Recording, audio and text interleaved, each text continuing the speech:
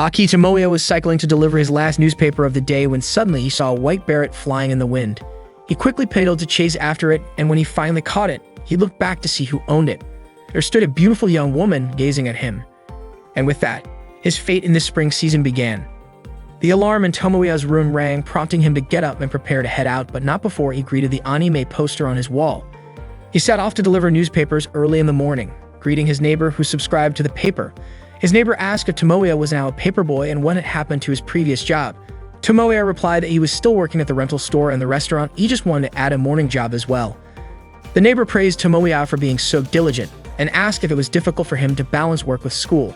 Tomoya admitted he could manage it, especially since he had a big goal he was working toward. Wasting time wasn't an option, so he bid farewell and went on his way. His neighbor wondered what anime Tomoya was currently obsessed with. This morning marked the first day of the new school year at Toyobasaki Private Academy. Sawamura Spencer Ariri was looking at the announcement board of the class lists. All her friends greeted her. This year, Ariri was in Class 2G with Kyo Isumaki and Azusa Satomi, and she was glad to be in the same class as them. Suddenly, she noticed a girl arriving, staring at her even as she passed through the school gate. Tomoya was in Class 2B this year, and he was once again in the same class as Kamibu Yoshihiko. Yoshihiko greeted him, but Tomoya asked him not to bother him because he was busy. Yoshihiko guessed that Tomoya must be compiling info on winter anime or reviewing the light novel released last March. However, it turned out Tomoya had already completed that. He had summarized the anime within 24 hours of the final episode airing, reviewed the novel 3 days after its release, and had even completed the game review. Tomoya's mission was to provide helpful news without spoilers, allowing his readers to enjoy it fully. Yoshihiko called Tomoya a unique kind of blogger and asked what he was working on now. Tomoya explained that he had an important mission, a masterpiece project that would be the beginning of an otaku's life. Just then, Yoshihiko froze, staring out the classroom window and urged Tomoya to look too. Tomoya was annoyed by Yoshihiko's sudden distraction just after he'd answered his question. But Yoshihiko was watching Ariri. She was a half-Japanese, wealthy girl whose father was a British diplomat. What's more, she was the star of the art club, and her artwork had even been accepted for the city art exhibition right after she enrolled here. Tomoya asked why Yoshihiko was so interested in her, and Yoshihiko said Ariri looked even more charming this year. Tomoya asked if Yoshihiko still liked three-dimensional girls, especially when Tomoya himself had already committed to two-dimensional girls. But Yoshihiko pointed out that Ariri was every bit a moe heroine with her pale skin, blonde twin tails, and knee socks, the ideal dream girl from any two-dimensional game. Tomoya replied that three-dimensional girls were just too much trouble. Yoshihiko suggested they go to the opening ceremony together, but Tomoya told him to go ahead. He'd catch up later. Ariri went to her locker and opened it to get her comic, only to hear Tomoya call her careless, saying she usually did miss limited editions. Tomoya informed her that online stores had long since stopped taking orders and that he had pre-ordered from every store that offered exclusive products. Ariri reminded Tomoya not to talk to her at school. Tomoya responded by asking if that was any way to treat the guy who had carried 5 boxes, each weighing 1.8 kilograms, around Akihabara on release day for her. Ariri replied that she'd already given him a bonus poster and said it should be Tomoya thanking her. Then she asked why he was in Class G when he was actually a Class B student. Tomoya was surprised she knew his class placement, considering it had just been announced today. Embarrassed, Ariri said she'd leave if Tomoya didn't have any other business with her. Tomoya called out to her, saying he wanted to talk about something important. However, the opening ceremony was about to start, so Ariri reminded him of that. Tomoya insisted it would be better to say it now, practically begging her to listen. He started telling her about his project plan. Curious, Ariri asked why someone like Tomoya would have such a ridiculous and painful idea. Tomoya was thrilled. She asked and explained that a week ago, he'd experienced a life-changing moment. He described feeling something in his hands that he could only call destiny or maybe even a miracle. He said it felt like a scene from a shoujo manga, a romantic anime, a moe light novel, or the prologue of a dating sim. However, Ariri replied that she had seen that kind of thing a million times and was already tired of it. Tomoya explained that this formula for success worked well and was popular, so he wanted to pour his feelings into it. Ariri asked if Tomoya wanted to make a game that told the story of his encounter with this girl. Tomoya said that when he saw the girl, he could already envision the text and music, almost like it was playing in his head. That was when he realized the only way to tell the story was through a game. Ariri questioned why Tomoya hadn't just chased after the girl and confessed his love. Tomoya countered by asking why he bothered confessing to a three-dimensional girl. Frustrated, Ariri asked if he really wanted to drag her into his little fantasy world. Tomoya pointed out that Ariri was the best illustrator he knew. By day, she was the pride of Toyogasaki Academy's art club, but by night, her secret otaku identity was as the popular 18-plus doujinshi artist known as Egoistic Lily or Kashiwaji Eri. Annoyed, Ariri reminded Tomoya not to use that name at school. Tomoya asked if she considered working on the project, but Ariri declined. Then Tomoya reminded her of the promise they made in grade school.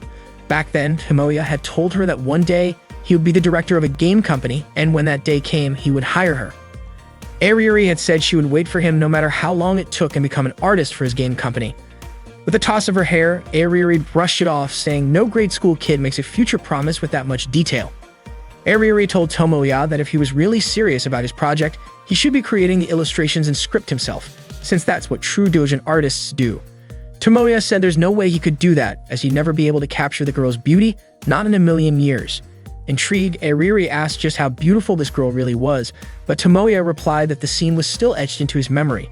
He described her in a white dress and beret, standing on a hill, surrounded by cherry blossom petals blowing in the wind. Ariri pointed out that Tomoya's words didn't give any details about her face. She was sure he couldn't even remember what the girl looked like. Tomoya replied that his feelings weren't about capturing some perfect image. He said he didn't want to lessen her beauty with his attempts. He needed Ariri's illustration skills for that. Frustrated, Ariri tore up Tomoya's project proposal, saying that his thinking was shallow. Tomoya was stunned that a doujinshi artist would say something like that.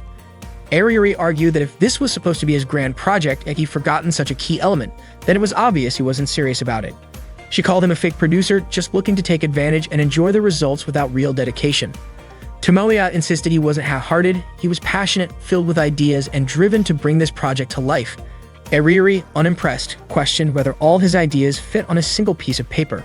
She suggested it was probably just a simple plot about a boy meeting a mysterious girl, getting close to her, kissing, and then ending it. She scoffed that his so-called unique vision could be summed up in a single sentence. Ariri walked away, ignoring Tomoya's pleas to hear him out. He told her he'd be waiting in the AV lab after school, but Ariri replied it was far too late for him to convince her now. During the opening ceremony, Yoshihiko noticed how dejected Tomoya looked and asked if he'd been rejected by a girl on the first day of school. Tomoya denied it, saying he was just dealing with a major crisis between him and his fresh start as an otaku. But, as usual, Yoshihiko wasn't really listening. Instead, he pointed out a girl named Kosumigoka Utaha. She was the smartest student in the school, ranking number 1 in her class for 2 years straight. Rumor had it that she lived in her own world, always slept in class, and never did her homework.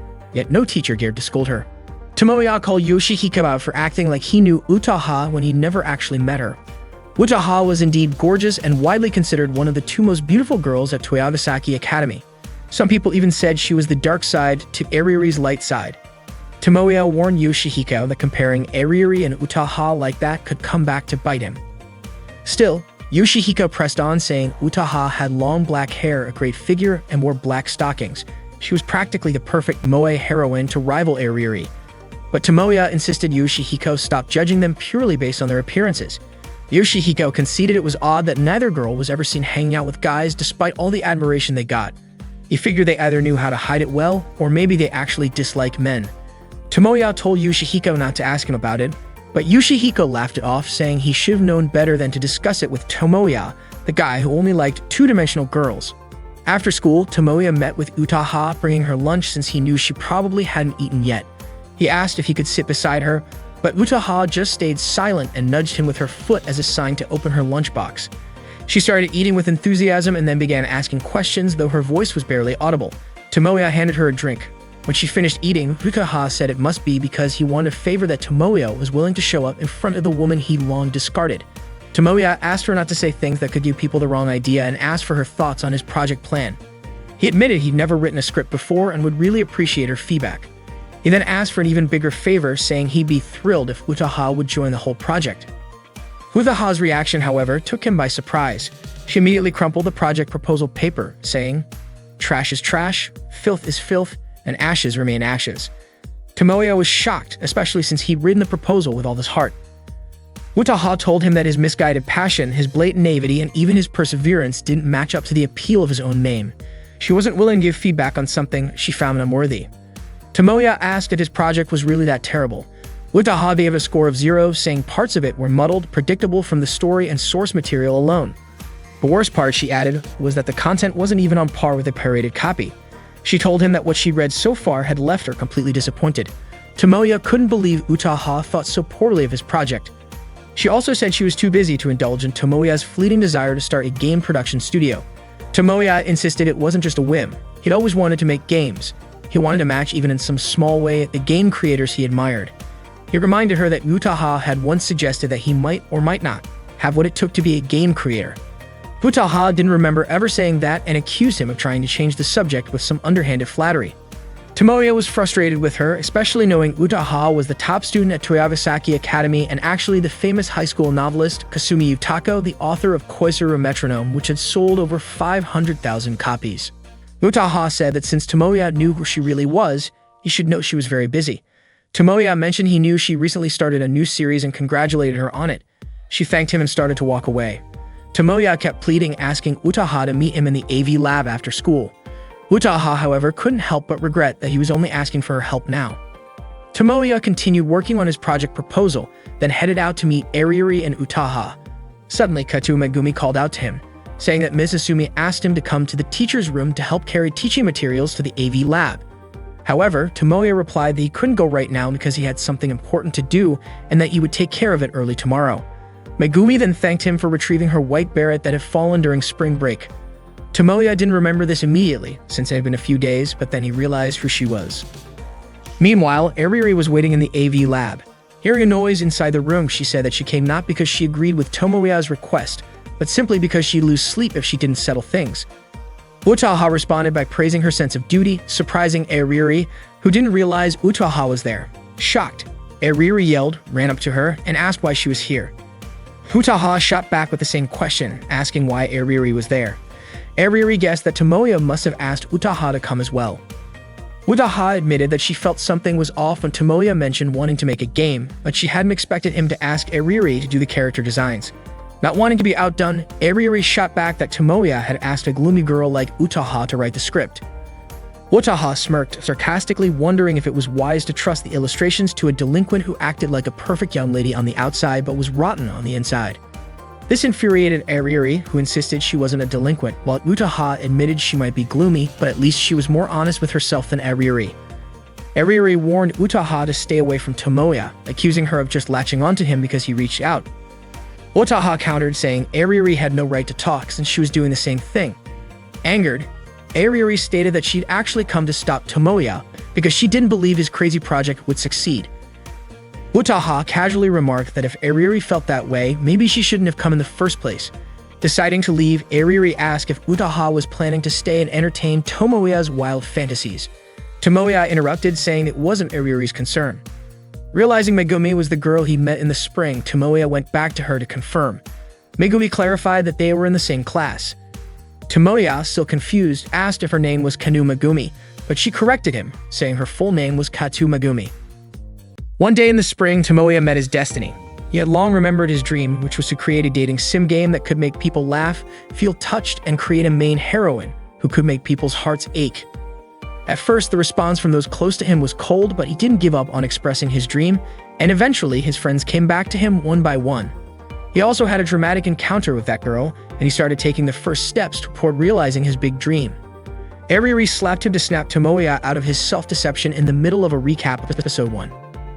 Utaha just watched their debate while working on the project. Tomoya invited Megumi to meet him at a cafe. He told her that he hadn't realized how sweet she was before. Megumi thanked him and said that what Tomoya hadn't realized wasn't her sweetness, but that he had actually never noticed her presence. It turned out that Megumi had been in the same class with him since the first year of high school. She had always been the girl who was close by.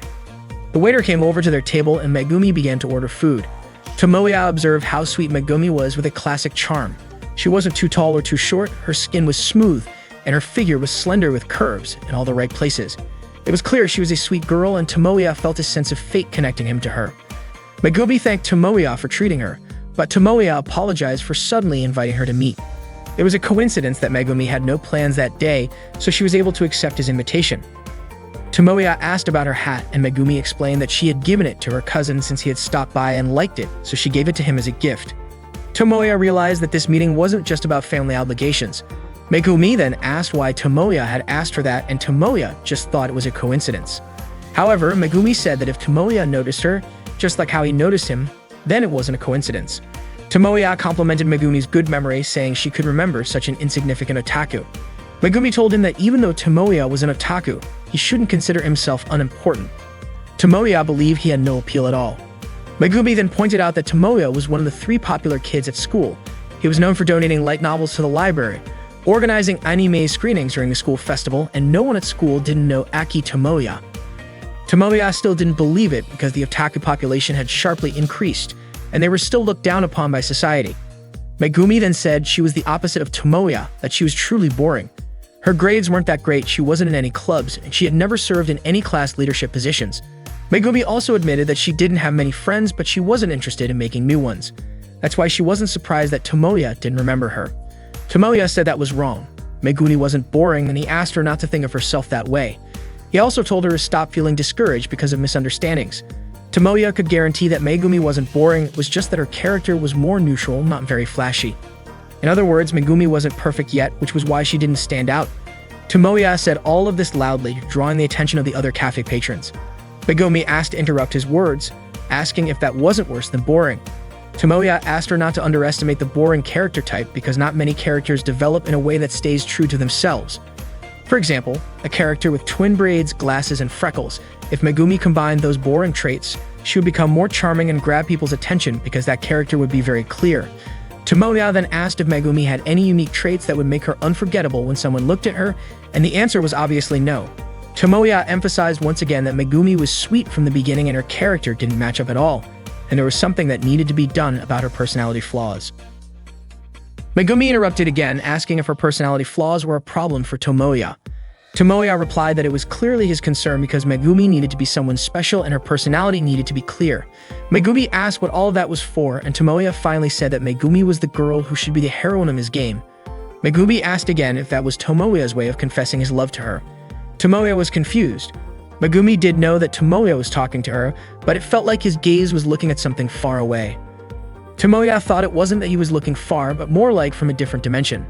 He begged Megumi to help him regain his passion for creating again. Megumi was still confused by what Tomoya was talking about, and he pleaded with her to help him bring back his dream. Megumi then asked if Tomoya was dating the 2 most beautiful girls in school. Tomoya responded that there were 3 mistakes in what she just said. First, the most beautiful girls in school only existed in dating sim game and didn't exist in real life. Second, dating 2 beautiful girls at school was not true. And third, the biggest mistake was that a 2D otaku like him could have a 3D girlfriend. Megumi asked then who the girl outside the window was to Tomoya. It turned out that Eriri and Utaha were watching him from outside the cafe window. They then joined Tomoya and Megumi at their table. Megumi asked why Eriri and Utaha were here. Tomoya said that if Megumi recognized them, things wouldn't be so complicated. Megumi recognized both of them as the 2 most beautiful girls at Toyogasaki Academy. Tomoya asked Megumi to stop mixing up dating sim game with reality. But Megumi said that now she was with 3 famous people from Toyogasaki Academy. She felt like just a speck of dust among them. Tomoya told her that although Eriri and Utaha might seem intimidating, they weren't that bad. Even though they had foul mouths and bad personalities, they were otaku on a much higher level than him. Tomoya introduced Eriri and Utaha as members of his game circle. Eriri was the illustrator and Utaha was the scriptwriter. Megumi still didn't understand any of this. Utaha then said that she didn't understand it either and immediately stepped on Tomoya's foot, saying that this was how a guy who had made plans with a girl ended up hanging out with another girl instead. Tomoya introduced Megumi as the newest member of the circle and the main heroine of the game they were going to create. Megumi said that she had just learned about all of this and Tomoya assigned her a role in the project. Eriri stared at Megumi, making Megumi ask Tomoya why Eriri was staring at her. Tomoya told her not to worry about it because that's just how Eriri looked at people. Eriri then realized that the girl Tomoya had been talking about all this time was Megumi. She didn't even care if Megumi was his girlfriend, a fellow otaku, or just a friend looking for some benefits. Megumi was shocked by Eriri's sharp attitude. Tomoya explained that this was Eriri's true nature, and she was just pretending to be innocent at school. Eriri kicked Tomoya and told him not to talk like he knew her so well. Tomoya asked her not to start a fight with someone she had known for years. They continued arguing, which made Utaha tell Eriri to stop embarrassing herself, but Eriri ignored her. Utaha reminded them that it could become a problem if a Toyogasaki student was seen here and referred to Eriri as mispretending to be innocent. Eriri, annoyed, turned and kicked Utaha's leg, causing their fight to attract the attention of the cafe's other customers. Tomoya tried to calm them down, but once again, Aririri and Utaha criticized the project. Aririri said the project didn't yet convey what feelings the players were supposed to express. Utaha even suspected that Tomoya still couldn't picture what he actually wanted to create. Tomoya responded saying that Aririri and Utaha were speaking as though they were the creators. They both simultaneously declared that they were creators. Tomoya was sure they both actually got along well. Aririri said that if things kept going like this, Tomoya's dream of making the game would just stay a dream. Utaha then gave Tomoya an ultimatum. He could either start writing again or give up. Aririri suggested that Tomoya should just give up, and Utaha saw that Tomoya was almost heartbroken over the gap between his dreams and reality. According to Aririri, the concept of a fated meeting wasn't as sweet as a light novel. Utaha didn't argue with her. She said if meetings were based on fate or coincidence, the world would just be full of childhood friends ending up together. Aririri asked if there was something wrong with that, saying she didn't mean it that way. Tomoya said he had already made his decision. Aririri and Utaha asked together who Tomoya had chosen. Tomoya replied that he chose not to give up. He would rewrite as many times as needed until Aririri and Utaha approved. They thought Tomoya was going to choose one of them, but it turned out he was talking about the project. Tomoya was confident he would create the greatest dating sim game that would touch everyone's hearts. He would also turn Megumi into the main heroine who would make everyone's heart flutter. But when they looked around, Megumi was no longer sitting in her seat. They started searching for her and found out that Megumi had stood up to get a drink. None of them had noticed that she had left. The next day, Tomoya invited Megumi to meet up. Megumi came to Tomoya. Thankfully, the weather was nice today. She mentioned that the weather forecast had been doubtful, so she'd been worried earlier. She asked if Tomoya's house was nearby, saying that she occasionally passed by this street. Tomoya asked if Megumi remembered this place. Megumi said the locals called it Detective Hill because there was a detective agency nearby. However, that wasn't what Tomoya meant, so he asked why she thought he chose this place to meet. Megumi assumed it was because the place was close to his house, but Tomoya said that wasn't the reason. Megumi asked if it was because it was far away, which made Tomoya annoyed, and he explained that this was the first place they met. Megumi then said the place they met was during the entrance ceremony a year ago. Tomoya asked if she understood the purpose of today, and Megumi said that Tomoya probably wanted to talk about something, which is why he invited her to his house. Tomoya explained that this was the problem. What kind of girl would go to the house of a guy she just met? He also told Megumi not to dress like a normal person because no one had ever come to his house looking that normal. Megumi also sensed something was off. She suddenly realized that Tomoya would never invite a real-world girl to his house. Tomoya then asked why she still came if she knew he was strange and why she came so easily if he was an otaku. Megumi didn't expect to be lectured like this by the guy who had invited her. Tomoya said that up until now, Megumi had been living an aimless life, and today he was going to teach her how to live in the real world. Megumi started to suspect that maybe Tomoya's room had been designed so no one could hear her screams for help. Tomoya told Megumi to prepare herself because he was going to fill her head with moe content. They entered Tomoya's house and Megumi was amazed by the sight of his room, which truly reflected the life of an otaku. Tomoya blamed Megumi for acting so casually and said that she should have immediately commented on how hot it was and opened the window or pretended to sit on the bed and act awkwardly. She should have acted like that. Megumi asked why Tomoya expected her to ruin the mood by being tense like that. Tomoya was confident he could get the right reaction from Megumi soon. Today was a training session to enhance Megumi's 2D heroine sensitivity. Tomoya then offered Megumi all the dating sim game visual novels he had, telling her they were all famous ones that could make her laugh, cry, or even faint. Megumi chose the shortest one. Tomoya selected a dating sim game titled Dear Memories, a legendary game that had sold over 300,000 copies and was adapted into an anime. The game began, and Megumi chose the option to give the character a gift instead of inviting them home or suggesting a night view. Tomoya said that her choice was wrong, but Megumi argued that giving a gift was a natural choice to make their date memorable. Tomoya considered Megumi to be insensitive. He told her that the point of the game wasn't about giving a keepsake, but about creating memories together. Megumi said that what mattered most was the memory they shared, not the gift itself. Tomoya agreed, mentioning that giving a gift could lead to awkwardness after a breakup. He then told Megumi to take a break while he explained something. He began teaching her about the heroine of a dating sim game, something Megumi didn't know much about. He explained that heroines in dating sim game were representations, not robots that always give the same answers when a player clicks on certain points. They were warm-blooded humans, more captivating than real girls. That's how Megumi should be. Megumi responded, saying that this meant the heroines could change or even break up with the player. Tomoya couldn't even imagine a 2D girl breaking up with him. He couldn't live without her. They finished the game and Tomoya was crying after hearing a particular scene. He asked Megumi if she didn't think that scene was incredibly sad. Megumi said that she should have been moved. Tomoya believed that Megumi finally understood that the dialogue and the inserted songs were truly amazing. But this wasn't the real climax yet. After this, something even more amazing would happen, so she should get ready to be in awe, because to save the main character, the female character was willing to make a sacrifice. Megumi said it was very interesting and that maybe she could enjoy playing it peacefully if no one had spoiled the plot for her. She would have definitely cried. The game ended and Megumi didn't expect the plot to end so unexpectedly. Tomoya was also surprised because Megumi turned out to be someone who enjoyed going on adventures.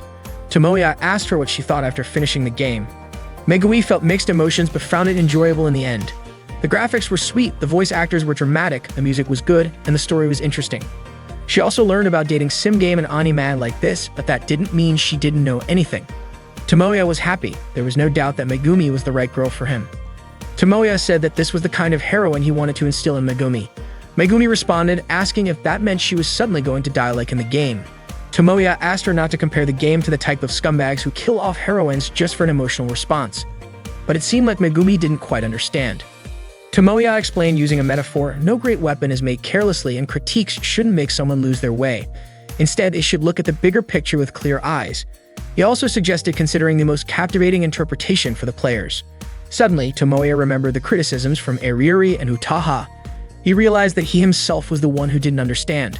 Tomoya thanked Megumi because, thanks to her, he had learned the most important lesson of all. After that, Megumi said her goodbyes to head home. But Tomoya told her that there was a sequel to the game. And this was the beginning of the story, the birth and rise of it. He wouldn't spoil the plot and quickly set up the game again. However, Megumi said it was probably already midnight and the game wouldn't be finished by then. Tomoya replied that his parents were out of town for a picnic, and since it was Saturday and the next day was a school holiday, he insisted Megumi stay over. He begged her to stay and help him become a true man. Megumi was, of course, shocked. She said she called her parents to let them know she'd be home late. Tomoya asked if Megumi was sure because in this situation, he wouldn't dare take responsibility if anything happened. Megumi replied, asking if they were going to stay up all night playing the game. Tomoya called Megumi, telling her that Eriri and Utaha hadn't agreed to his project yet. He realized that becoming a creator was much harder than he thought. Megumi asked when the next deadline was, and Tomoya said it was the end of Golden Week. That would be his last chance. The long holiday started today, but even so, time was of the essence. Tomoya needed to focus on the game from this point onward. Megumi mentioned that there would be a proficiency test in the first week, but Tomoya asked her to forget about it for now. They needed to discuss the project. They had to get Eriri and Utaha involved and create the best dating sim game ever. Unfortunately, Megumi couldn't come because she was on vacation in Hokkaido with her family until the end of Golden Week. Tomoya motivated himself to start the project right away while he still had 4 days left before the deadline. He banned himself from watching anime, playing games, or reading light novels. He even put tape over his anime shelf to prevent himself from being tempted. However, he couldn't resist. He initially planned to read just one book to give himself a boost, but ended up reading several books and fell asleep. His attempt to stay focused had backfired. He decided to step out for a drink. Suddenly, he heard a voice asking for cola. He went to the fridge and grabbed 2 drinks, only to realize someone was in his room. He quickly went back to his room with the drinks, shocked to see Eriri there. Eriri told him to put the drinks down in a safe spot because she was afraid of spilling them on her sketch. Tomoya felt his schedule was ruined because Eriri had just barged into his room. Eriri had rung the bell earlier but got no response. It had been a few years since Eriri last visited, as they hadn't spoken to each other in years. Tomoya asked why she had come, and it turned out she wanted to work on her drawing for an event this weekend. Tomoya yelled, warning her not to visit a guy's house to work on inappropriate drawings. But what could she do? She had a deadline this month and couldn't draw at home because her father was hosting a garden party with many guests. Eriri couldn't just lock herself in her room, especially since even the foreign minister was at the party. Tomoya asked if her appearance at home was meant to seem disconnected from the girl he knew. They both went back to their work. Eriri then asked about the progress on Tomoya's project. Tomoya said he still had 3 days left and plenty of time to work on it. Eriri concluded that there hadn't been any progress, because when a creator starts using the number of days left as an excuse, it's clear they're behind schedule. This hit Tomoya hard and made him feel even more down. Eriri told him to just give up, saying that creating a game was too difficult for him. Tomoya replied that they still didn't know the outcome, especially since they had made many things together in the past that turned out bad. They used to make ugly drawings, bad stories, and happily shared them with each other. But Eriri said she didn't remember them ever doing that. Now she was part of a famous circle, and whatever Eriri could do, Tomoya could do as well. Tomoya would do what he loved, and one day he would become a creator more popular than Iriri. Iriri said that if Tomoya could do that, he wouldn't need to worry about her. Hearing that, Tomoya thought that Iriri had come here to cheer him up. Iriri yelled in frustration and told Tomoya not to think weird things about her. Tomoya called Iriri an ultimate sundeer, but Iriri replied that she wasn't being sundeer anymore, she just didn't care about him at all. Suddenly, the doorbell rang and Iriri got upset because someone had arrived just when she and Tomoya were talking about something important. Iriri immediately jumped onto the bed to look out the window, and she was shocked to see who had come to Tomoya's house. It was Utaha. She mentioned that Tomoya's room was tittier than she had imagined, even though it was clearly the room of an otaku. Tomoya quickly cleaned up the drinking glass and Iriri's pencil, and he asked Utaha why she had come over since it was the first time she had visited his house. Even though it was Utaha's first time coming here, she didn't feel nervous at all. In fact, she had been looking forward to spending time alone with Tomoya today. Utaha cornered Tomoya against the wall and said that he couldn't run away from her anymore. Tomoya's house was indeed known for treating guests like royalty, but Utaha's touch made him nervous, and he yelled that he would make sure she got home safely. Utaha was actually just joking. She had brought cake and said she only came to visit the frontline soldier and ask how the battle was going. Tomoya said that he hadn't even started yet. Utaha had been hoping for more than that. Tomoya admitted that he had learned from his past failures and that approach wouldn't work on people who worked in the same field. Utaha grabbed Tomoya's hand and told him not to push himself too hard with this. If he gave up now, his old life as a livestock pig would be waiting for him, and she was sure that kind of life would be tough for Tomoya. Tomoya said that hearing himself being directly called a livestock pig made his feelings a little mixed. Utaha said that the life of a creator may seem glamorous, but it wasn't as beautiful as it looked. Deadlines could make people go crazy, the competition was tough, and no one knew when their talent would disappear. Tomoya didn't want to hear excuses from a newcomer whose name was just rising. Utaha also mentioned that the worst part was dealing with the haters. When getting good reviews, they'd mock it as a marketing tactic. If the book sales were bad, they'd laugh about it, and when offering reasons, they'd refuse to take any responsibility. Utaha got emotional just thinking about the haters. If she could, she wanted to gather them all up and deal with them all at once. Tomoya tried to calm Utaha down. She said that's why Tomoya should keep subscribing to her books as usual. Tomoya remembered Utaha's words that she still couldn't imagine the game he was going to create. Those words really touched his heart and made him realize that he still didn't know much. That's when he figured out what he wanted to make and whether he could find a solution to get Utaha to agree to it. Tomoya begged Utaha to give him some time because he would work hard to make a project proposal that she would approve of. Utaha couldn't stop him because he was so determined, so she told him to do whatever he wanted. However, as a trade-off, she wouldn't extend the deadline. She would wait for him until the end of the vacation. Tomoya promised to keep fighting to create the project until Utaha would beg him to join in. One last piece of advice from Utaha was that if Tomoya was serious about creating a circle and making a game together, he should include all the members in it. Otherwise, the quality of the product wouldn't be good no matter how hard he tried, and Tomoya wouldn't be able to stay motivated. So for now, all the members should do their best. Utaha also mentioned that Tomoya should have hidden Iriri's bike. Tomoya just realized that Iriri's bike was in his yard. Iriri came out from the closet and yelled in frustration, calling Utaha's name. Tomoya told her that if she wanted to curse him, she shouldn't hide it. Iriri responded saying there was no way she could come out while Utaha was in the room. However, Utaha seemed to know everything, even without Iriri appearing. Iriri immediately decided to go home. Tomoya called Megumi and asked how she was feeling, if she was happy. Megumi asked about the deadline for the project, but Tomoya told her not to worry about it and just enjoy her vacation. He was confident he could handle it. Before ending the call, Megumi asked what exactly made Tomoya interested in her, whether it was the times they spent together or something about her that he liked or didn't like. Tomoya responded by asking if Megumi was seriously ill and didn't want to continue living. Megumi's question wasn't as serious as Tomoya thought. He started thinking about all the moments with Megumi, which actually felt enjoyable, and he realized there was one thing he might want to change. He hoped Megumi could grow more. Megumi then asked if Tomoya wanted her to become a harsher person.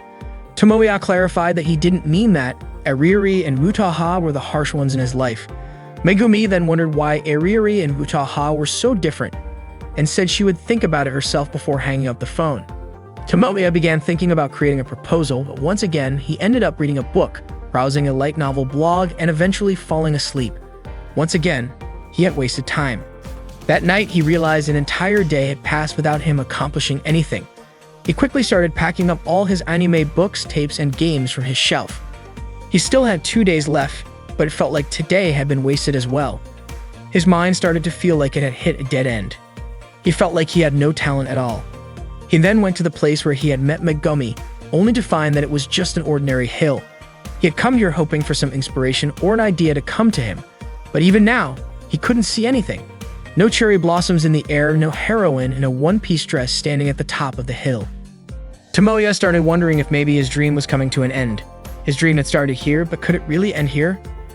Suddenly, Megumi threw her hat in front of Tomoya, and cherry blossoms started blowing through the air. She said it had been a long time since they last met.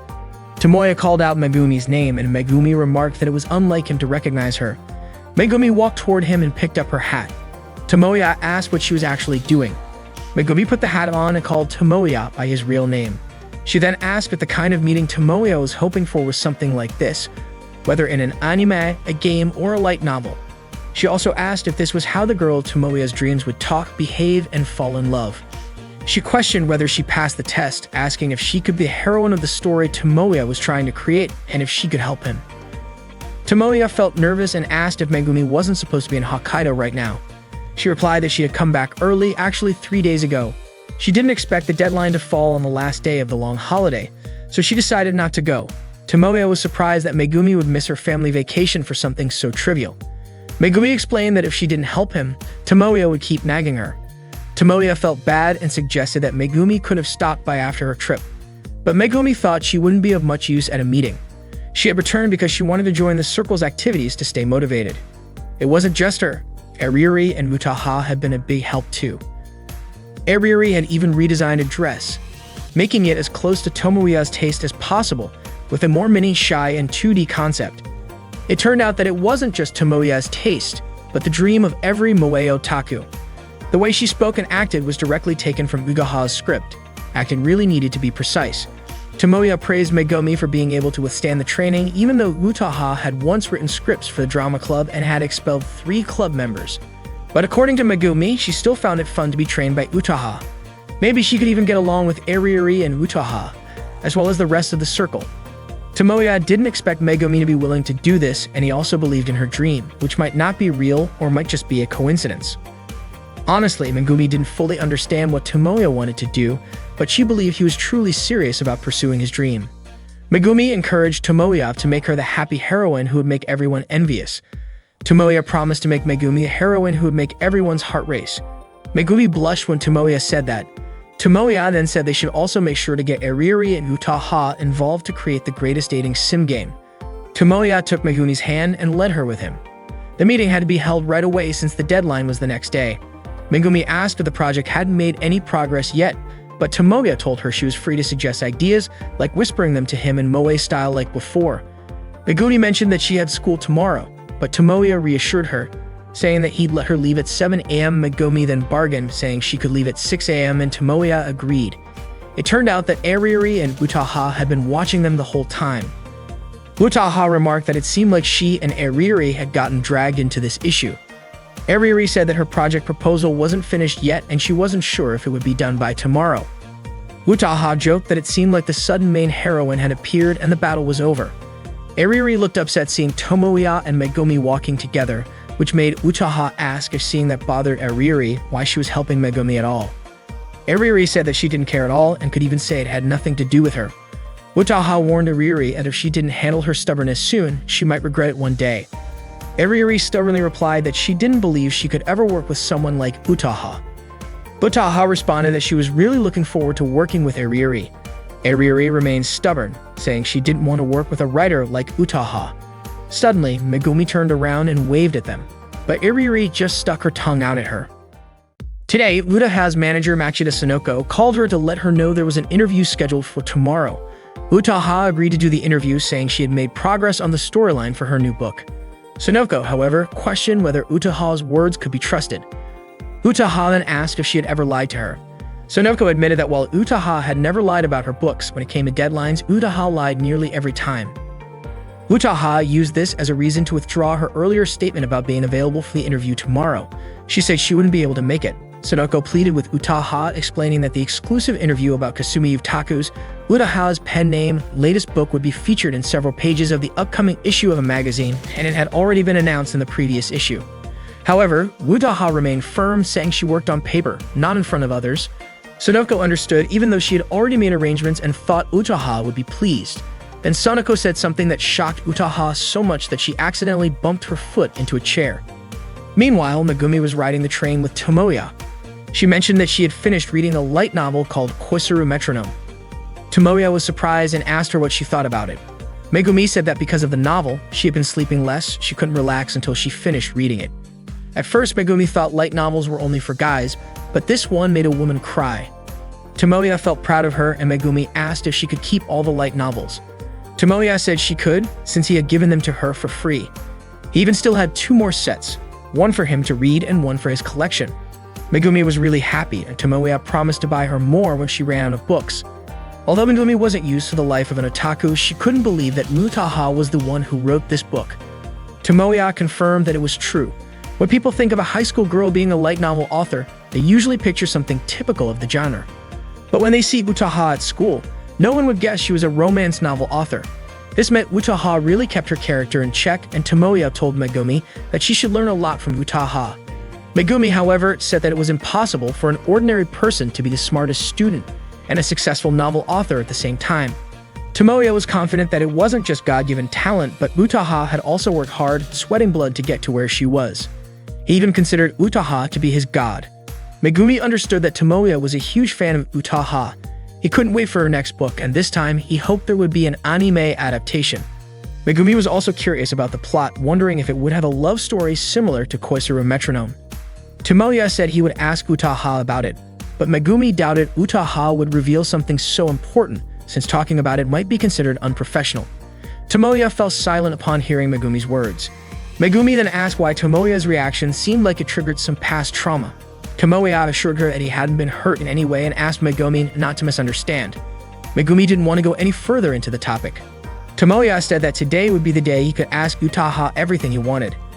Today, Tomoya was about to interview Utaha, but Utaha asked him what all this was about.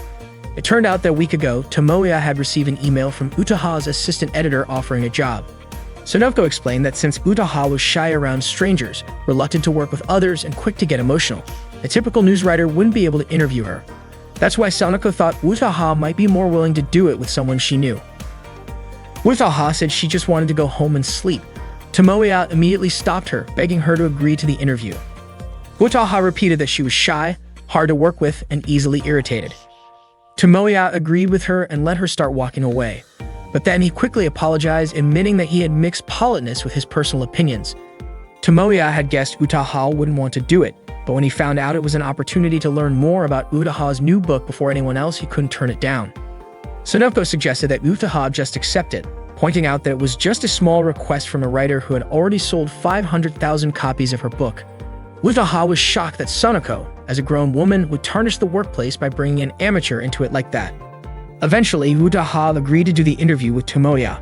He began the interview, which would be featured in Undead magazine. Regarding her new book series, Tomoya asked if this new series would be similar to Koisaru Metronome, which was set in Wago City. Utaha confirmed that she had intentionally made it similar.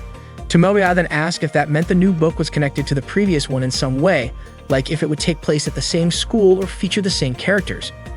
Utaha started to feel sleepy and only answered with one word, possibly. Tomoya reminded her not to fall asleep after just 30 seconds of the interview. Utaha couldn't hold back her sleepiness because she had stayed up late working on the plot for her new series. However, Sonoko pointed out that she was the one worried because Utaha hadn't made any progress despite staying up all night and hadn't even written a single draft. Utaha then fell into a deep sleep. The table was now covered with various energy drinks to keep Utaha from falling asleep again. Tomoya continued with his questions. He mentioned that the continuation of Utaha's book Koisaru Metronome was highly anticipated, but it seemed like Utaha was under pressure because of the high expectations.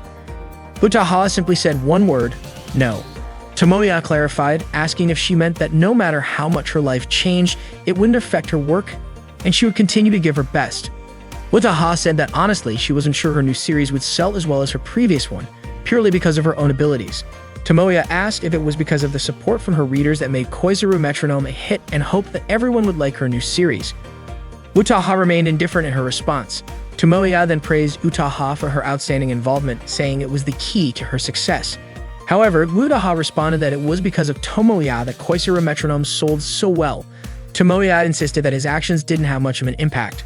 Sonoko, however, pointed out that Utaha's statement was half true because there had been a significant boost in sales after the book was featured on Tomoya's site. They had originally planned to summarize the book in volumes 2 or 3, and it had never even been posted, let alone reprinted. Honestly, the book wouldn't have appeared at all if it weren't for the hardcore fans of Fantastic Bunko. Tomoya quickly asked them not to reveal such details, adding that the publisher was at fault for not doing their job properly. Utaha agreed, especially since Fushikoa Shoten was indifferent to newcomers. Sonoko confirmed this, saying their sales department was completely unenthusiastic. Tomoya was feeling confused about what he would write for the interview results. He was also getting exhausted from conducting it and suggested speeding things up. Utaha, noticing how long they had been there, remarked that the interview didn't seem to have much substance. Tomoya explained that it was because the interview was difficult to work with. Utaha, on the other hand, blamed Tomoya for trying to understand her unpleasant comments. Tomoya then suggested wrapping up the interview with one clear answer. He asked Utaha to tell the readers what she hoped for in order to finish the next series. Utaha became more serious and said that she had recently brought her best work, Koizuru Metronome, to a happy ending. As a woman, she had no personal connection to it, but she was lucky to have the chance to try something new, thanks to the support of readers who had backed a book written by a complete beginner. To repay her readers, she would do her best in her next project, and even more so, she really hoped for continued support from them. Utaha then asked Tomoya for his opinion on her answer. Tomoya praised her, saying that her gratitude was reflected in her books. He said that was the Utaha he knew. Utaha reminded him to write projects in the plural form for future work, as it meant she got 2 projects to handle. Tomoya was surprised to hear that Utaha would be joining his project. She mentioned that she would be joining Tomoya's circle next week and told him to get ready because she didn't want anyone slacking off. Utaha also expressed some concern about whether Eriri would join. Tomoya thanked her and Utaha added that he should be ready to work with her. Tomoya grabbed Utaha's hand and said that in his life, he would never do anything to ruin her. Sonoko suddenly woke up and called them both to start a meeting to discuss work priorities. Tomoya was startled and asked since when Sonoko had woken up and started paying attention to them, especially since it was already late at night. Sonoko replied that they were used to working late. Tomoya then realized how tough life in publishing could be. Meanwhile, Eriri was standing in front of the AV lab. She said to herself that she had already decided whether she would join or not, but she knew Tomoya couldn't do it alone and thought maybe she could lend him a little help. Suddenly, Utaha spoke up. Eriri was surprised to see Utaha there as well. Tomoya told her she was late, even though they had already started earlier. Eriri shouted, asking how Utaha had arrived before her. Utaha calmly replied that everyone had been told to gather there at 2:30 p.m., and it was Eriri who was late. Utaha then added that she had been personally convinced by Tomoya to come, so she had no choice but to join. Eriri got upset because she hadn't been convinced in the same way, and Tomoya quickly told Utaha not to say things that could cause misunderstandings. Utaha then called Eriri someone who could never be satisfied unless she won, saying she would be a terrible girlfriend and was the type of person who would lose everything because she couldn't control her emotions. Eriri blew up and Tomoya stepped in, taking responsibility for the whole situation. He then started explaining the schedule for the dating sim game project, mentioning that he planned to finish the game by December and have it ready for a winter comic debut, meaning their legend would begin with the new year. However, both Eriri and Utaha disagreed, saying it was impossible. Eriri objected because she was also involved in other clubs and had commitments with her circle. Utaha also had a problem with the timing as it clashed with her book writing schedule. Utaha stepped forward and began rescheduling, but Eriri didn't agree because she also didn't have enough time to finish her work. She changed it again, but Utaha disagreed with Eriri's suggestion, and the two of them kept arguing on the schedule. Tomoya asked them to stop fighting. He just wanted them to focus on the story and character design. After a bit of back and forth, they finally agreed on what they were working on and could proceed with the project. Tomoya then asked what he could do now. Eriri and Utaha both asked him to buy snacks. Tomoya reminded them that he was the president, producer, and director of the circle. However, Eriri insisted that Tomoya should focus on designing the characters, and Utaha also suggested that he focus on the plot, script, and everything else. In the end, Tomoya gave in and went to buy the snacks. Suddenly, Utaha remembered something important. The key to the project's success was raising funds for expenses like DVD production, packaging, manuals, printing costs, and more. The estimated total could range from 100,000 yen to 1 million yen. Tomoya was shocked to hear that because no high school student had that kind of money. However, Ariri argued, explaining the details of the costs at Comic-Con, starting from book sales, printing fees, and profits. Similarly, Utaha explained the breakdown of her first book sales, printing costs, and royalties she earned. The amount was considerable, and Tomoya asked if they had already filed a tax return. Seeing that Tomoya seemed overwhelmed by the budget, Utaha offered to lend him the money, but not for free, and assured him it wouldn't come with high interest. Utaha only asked for a small favor in return. Tomoya moved closer and Utaha was about to whisper something, but Ariri quickly separated their heads, which had been close together. She was upset and hit Tomoya. Utaha said that financial issues couldn't be avoided, and someone had to know how to handle them. Ariri yelled at Utaha to stop pretending, saying that wasn't the issue she had with her. The two of them started arguing again over this, and Tomoya intervened. He wondered why fighting seemed to be a regular thing in their circle. He told them he would do something about the money issue, but in return, Ariri had to be serious about drawing moe characters, and Utaha had to write a script that could make people cry. They agreed to their respective tasks. Suddenly, Megumi asked what she was supposed to do. That was when the three of them realized that Megumi was also in the room. The next day, Tomoya woke up early. He was working hard to meet his goal of raising 1 million yen, and he was confident he could exceed it by creating a dating sim game with the help of all the circle members. Tomoya started his day delivering newspapers, then worked as a laborer carrying heavy items. After school, he worked at a rental shop and a restaurant. He believed that he could make Megumi the best heroine ever and impress everyone. While Tomoya was working at the restaurant, he was surprised to see Megumi walk in with a guy to have dinner at the place where he worked. Megumi was just as surprised to learn that Tomoya worked part-time there. Tomoya asked about the guy calling out Megumi for being heartless toward him. At school, Megumi explained that the guy was her cousin. The day before, her whole family had visited, but the parents went out to do something, so instead of waiting around, she went out to dinner with her cousin. Megumi had no idea that Tomoya worked at that restaurant, even though Tomoya had visited it once a month. Tomoya was still upset. He had told Megumi that she needed to stand out more, but he didn't mean in a bad way like that time. He asked if she understood her current position. Megumi realized that she was just a second-year high school student with no noticeable presence dragged into an otaku circle at school. Tomoya said that was the old Megumi before she changed. The real Megumi was the heroine with pure beauty, the kind that could make people's hearts flutter. Megumi didn't know how to respond. Tomoya continued, explaining that a heroine exists for the protagonist, someone who would never do anything bad. She would never leave him for another guy. Megumi was confused by Tomoya's words, especially since the guy from last night was just her cousin. Tomoya pointed out that it was exactly because he was her cousin that it was a problem. Tomoya then shared a story from a dating sim game he once watched.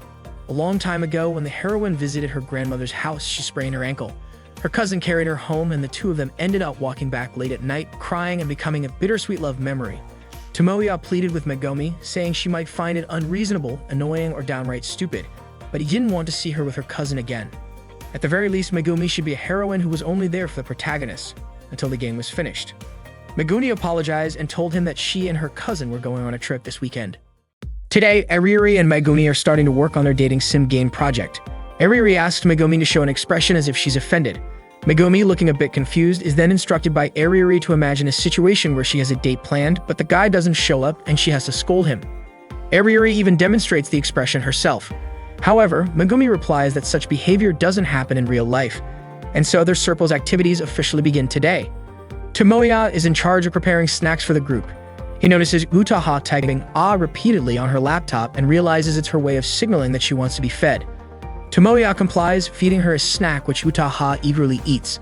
She then types more as a request for another bite, and Tomoya feeds her again. Meanwhile, Tomoya occasionally glances at Ariri and Megumi, who are engaged in a discussion. Ariri asks Tomoya to buy her a new pencil because hers is broken. Turning back to Megumi, Ariri asks if she can manage to make a frustrated expression. She then instructs Megumi to imagine channeling all her anger into her temples. Megumi tries but still can't quite pull it off.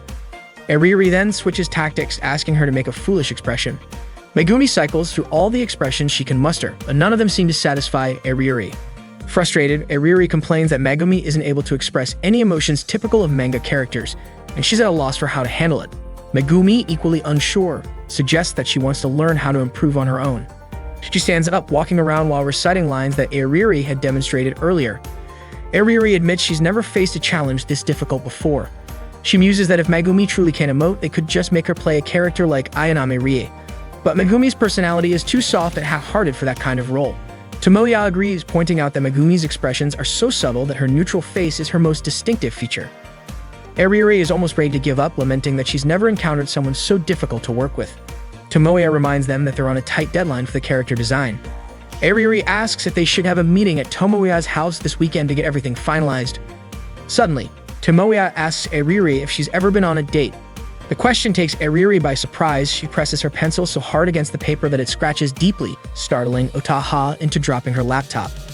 Ariuri yells so loudly that Tomoya wonders if his question was too serious. Ariuri scolds him, saying that hearing a question like that from an otaku like Tomoya could give someone a heart attack. She sarcastically asks if Tomoya is trying to ask her out. Unfortunately for Ariuri, that's not what Tomoya meant at all. He explains that it's just a gaming strategy exercise, imagining scenarios like reluctantly accompanying someone to the mall to shop for clothes or other girly items. He asks if such outings count as dates. Ariuri declares that she wouldn't go in the first place because malls are too crowded. She adds that if she needs clothes, she can just order them online or have a coordinator bring them over. Tomoya tells her to drop her spoiled, ikikomori rich girl attitude and presses her to think about what she'd do in such a situation. Tomoya insists that Ariuri might have useful insights since she's good at hiding her true nature at school. Realizing he's gone off topic, Tomoya apologizes for his strange comments and asks her to forget about it. Ariuri advises Tomoya that for his game strategy, he needs to be more attuned to the mood of the situation. She suggests observing interactions carefully, keeping the conversation flowing naturally, and if all else fails, just faking a smile. So even though Tomoya doesn't always understand what others are saying, all he needs to do is smile and avoid asking irrelevant or off-topic questions. Most importantly, he must not do something silly like interrupting the conversation. Tomoya, however, argues that wouldn't it be more boring that way? He believes it's better to dive deeper into the topic while still having a one-on-one moment. Ariuri dismisses this as just a casual homegrown game strategy and insists Tomoya should stick to his otaku zone. Tomoya expresses his desire to stay true to himself, but Ariuri claims that's impossible because everyone has their own secret side. Tomoya counters by asking if Megumi isn't an exception, since she isn't an otaku, but still mingles comfortably with them while staying true to herself. Tomoya admits he's amazed by Megumi. That's why he adds he doesn't think he should force her to smile. This annoys Ariuri. She had a feeling their conversation was really about real-life dating.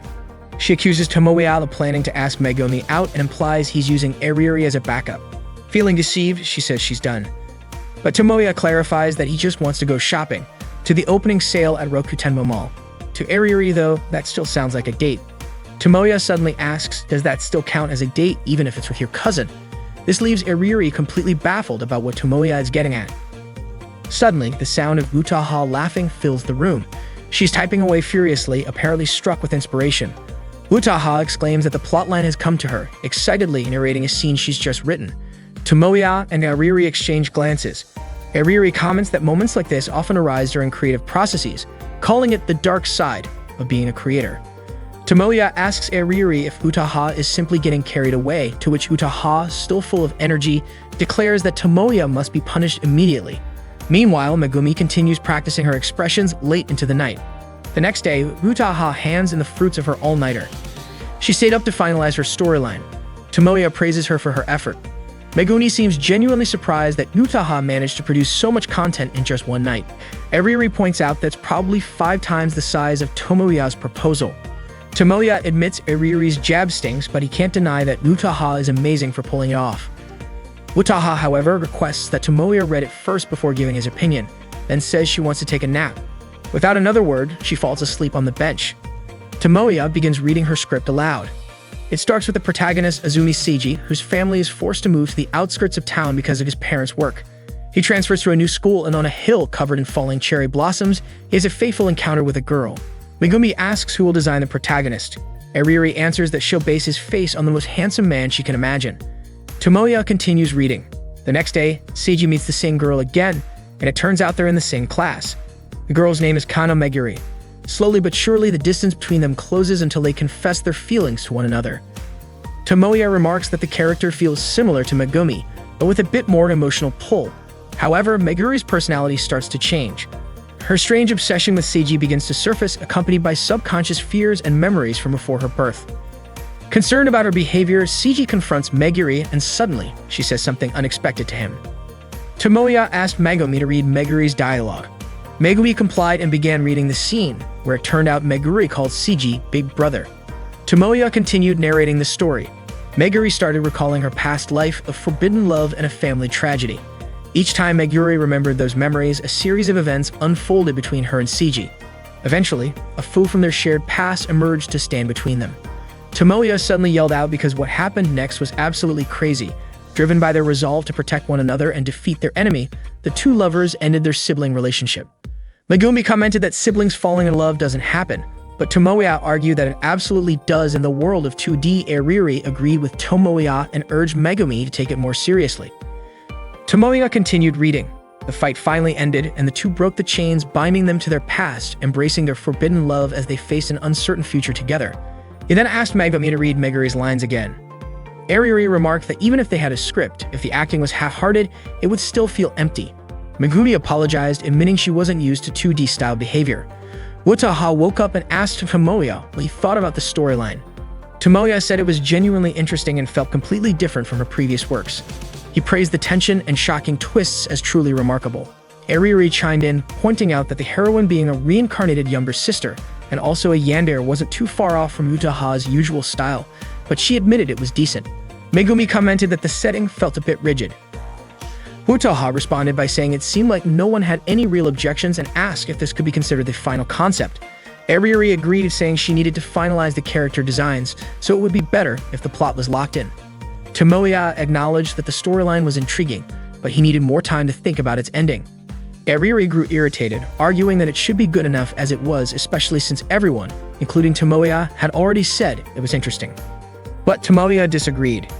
He admitted the story was engaging and exceptional, but said it still didn't feel satisfying to him. Eriri, now frustrated, claimed that subjective critiques like his wouldn't help anyone improve. Tomoya admitted he was at fault and wished he could explain himself better. Even so, he insisted that in its current state, he couldn't call it his work. This infuriated Eriri further, and she snapped, telling him he should just write it himself then. Wataha intervened, warning that if Eriri said things like that, the project would fall apart. There are things a director should never say to a creator and vice versa, and Eriri had crossed that line. Eriri, feeling even more irritated, asked who she was even doing all this for, but Wataha coolly replied that it was certainly not for her. Wataha then walked out. As she passed Tomoya, she remarked that once again he had given her an answer. Afterward, Megumi suggested postponing their plans to go to Rokutembo Mall, pointing out that Tomoya wasn't in the right mindset. She thought it would be better to go another day. However, Tomoya insisted they should still go on their date tomorrow, and it seemed Eriri overheard him from outside the room. The next day, Tomoya and Megumi went to Rokutembo Mall together. The mall was packed with people and the lines were long, but Megumi found the whole experience enjoyable. Tomoya, on the other hand, felt uneasy. Megumi asked him if the crowds were making him feel sick. Tomoya admitted he could handle it for now, but only because it wasn't a gathering of otaku under someone's command. Tomoya then asked if the overwhelming chaos didn't bother Megumi. She replied that whether it was normal or not, it was just casual chatter to her. Then the mall doors finally opened. Tomoya pushed his way through the crowd to enter. Once inside, they found a bench and sat down, both feeling utterly exhausted. Tomoya apologized, pointing out that they had queued since early morning only for him to suggest taking a break. However, Megumi was the one who apologized instead. Tomoya couldn't understand why people couldn't line up properly. He found it especially frustrating that the mall staff merely monitored the crowd from the front and back without trying to manage the chaos. Many shoppers cut in line without hesitation, and to top it off, the sheer number of couples in the crowd was overwhelming. Tomoya grumbled, clearly annoyed at all the normal people present. Megumi pointed out that technically, by being there together, she and Tomoya were also contributing to that number. Tomoya called this the baptism ritual of Rokutembo Mall. Megumi, not understanding what he meant, suggested it might be better to visit the mall a month after its opening. Tomoya disagreed, saying the situation would likely remain the same. He clarified that it wasn't the number of people present, but their attitudes. He compared it to Japan's largest queues, saying they weren't nearly this chaotic. There, no one would cut through corridors, take shortcuts on escalators, or push ahead in line. Everyone respected the system, and the enthusiasm of the participants ensured the event's success. Megumi deduced that he was referring to comic-related events. Tomoya corrected her, saying it wasn't just comic-related. It was the comic market, or Comic-It, held twice a year in the summer and winter. He explained it was Japan's and possibly the world's largest doujinshi sales event, drawing over 500,000 attendees. Yet Megumi still described it as comic-related, much to Tomoya's chagrin. Seeing Tomoya's passion light up as he spoke, Megumi remarked that he seemed to have recovered his energy. Tomoya retorted that he had never witnessed chaos like this at Comic-Con, even though it had 10 times the number of attendees. He reflected that the key was to see everyone as part of the same Otaku tribe or fellow hoarders of cherished collectibles. Tomoya then asked Megumi which stores she wanted to visit and began marking them on the mall map. Megumi asked if he was sure he could handle it if she named all of them. Undeterred, Tomoya started mapping out and connecting their shopping route. As Tomoya meticulously planned their itinerary to make things easier, Megumi told him there was no need to overthink it. They could just wander and visit stores as they came across them. But Tomoya refused to let this shopping trip devolve into an aimless battle. With determination, he declared that they would win this game by sticking to his carefully plotted route. They successfully made their first purchase at the initial store on the list. However, Tomoya decided to change their route when he learned that the next store had a 2-hour wait time. Megumi thought this meant they would skip that store altogether, but Tomoya assured her it was too soon to give up. He explained that the current congestion was likely due to limited edition items only available that day. Once those items sold out, the crowd would probably thin out. Megumi couldn't believe how much thought Tomoya put into what seemed like an ordinary shopping trip.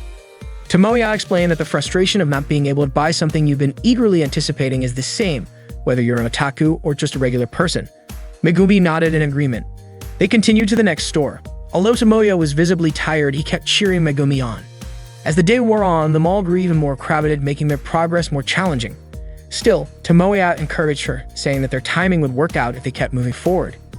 At one point, Megumi accidentally bumped into someone and nearly fell. Thankfully, Tomoya quickly grabbed her arm, steadying her. He told her firmly not to let go of him. Battling through the dense crowd, Tomoya held on to Megumi as they made their way forward. Finally, they reached the last store on their list. Both of them felt a wave of relief and joy. Megumi was amazed that they managed to finish everything in just one day.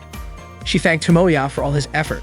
However, Tomoya brushed off her gratitude, saying that the exhaustion he'd felt in the past was far worse than this. Megumi suggested that Tomoya take a break, noticing how drained he looked. While browsing in the store, Tomoya spotted Megumi at a counter examining glasses. To his surprise, Megumi was picking out a pair for him. She carefully chose one and placed it on Tomoya's face, saying it was a gift to thank him for accompanying her today. Tomoya was stunned. For a moment, it was as if he were seeing Megumi in the 2D version of his dreams. He thanked her sincerely but also apologized, explaining that he couldn't walk her home because he had another place he needed to go.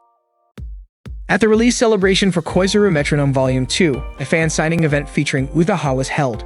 Tomoya, a devoted fan of Koizuru Metronome, attended the event. Despite having read the first volume over 20 times, he still found himself moved to tears each time. Tomoya shared that when Naoto tried to win Seiyuka's heart in Chapter 6, it was deeply touching, but the misunderstandings they faced later became frustrating. He also admitted that at first he struggled to understand Seiyuka's character and thought process.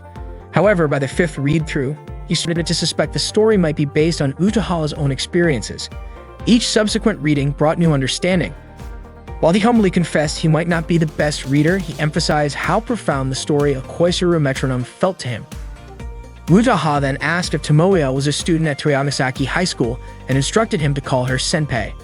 Later, Tomoya tried calling Utaha, but she didn't pick up. Sonoko, noticing the incessant ringing, asked why Utaha wasn't answering her phone. Utaha casually responded that she didn't need to answer it. Tomoya, realizing she was probably upset with him, hurriedly ran to a cafe. Sonoko then asked Utaha if the caller was Tomoya.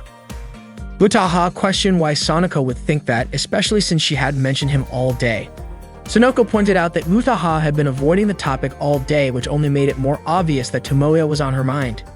Utaha firmly denied it, stating she wasn't thinking about him, had no interest in him, and didn't even want to talk to him. In a prior encounter at a cafe, Tomoya had woken Utaha, who had dozed off at the table, and asked if she found him boring. Utaha explained she had been working overtime because of looming deadlines, including the plot for her 4th book. Tomoya used the opportunity to bring up the cliffhanger ending in the 3rd volume, calling it cruel. His excitement in discussing her books, however, seemed excessive to Utaha, who told him there was no need to get worked up over minor details in her novels.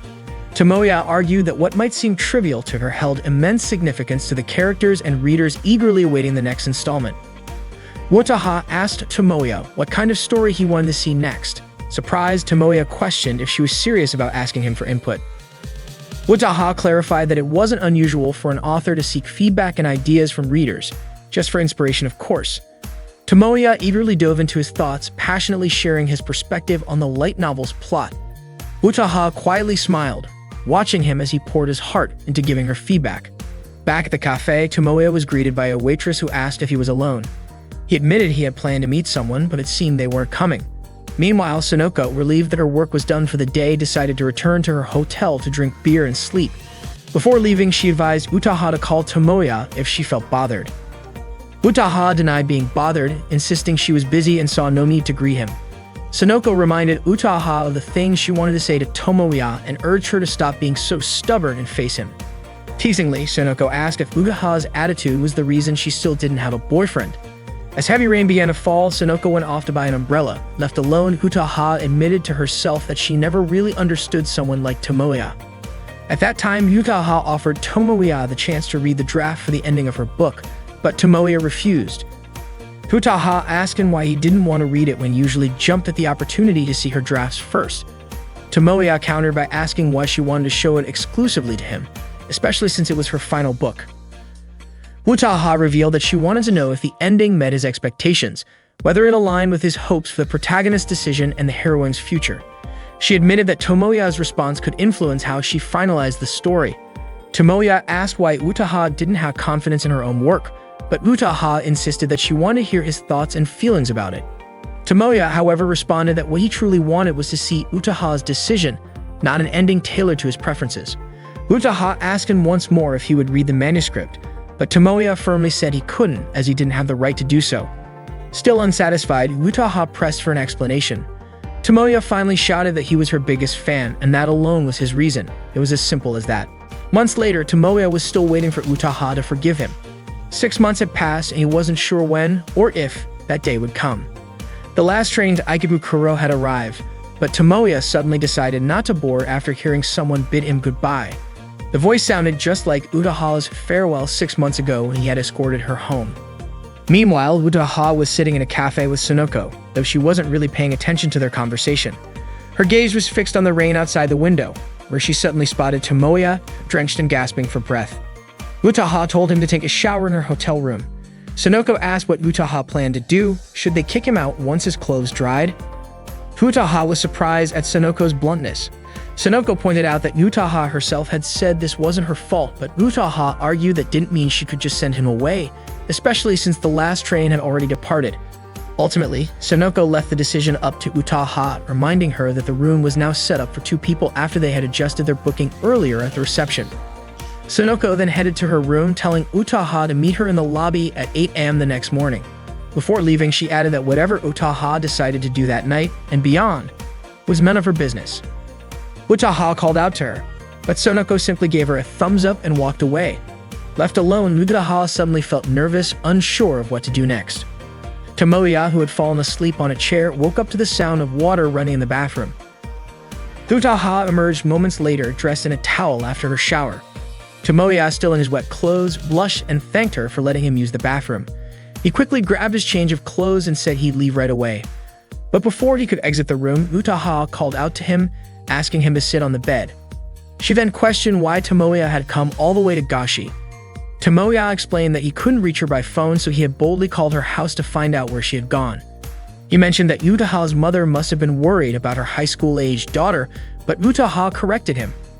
Her mother trusted her because she was a top student, never caused trouble, and never disobeyed her parents. That said, she also didn't have many friends, which was why her mother would probably faint if she saw Utaha in her current situation with Tomoya. Tomoya asked if Utaha was staying at the hotel to gather material for her next book. She confirmed this, saying she was also taking the opportunity to visit local shops. Tomoya found her dedication incredible, marveling at how much work went into her writing, even before the book was published. He added that it was even more impressive since this one might get adapted into an anime. Utaha asked Tomoya to stop talking about the topic for now. She then asked if he had really come all the way to see her even though the last train had already left. Tomoya admitted it, and Utaha called him a complete fool before resting her head on his shoulder. This made Tomoya nervous, and he suddenly made a bold request to make him a real man.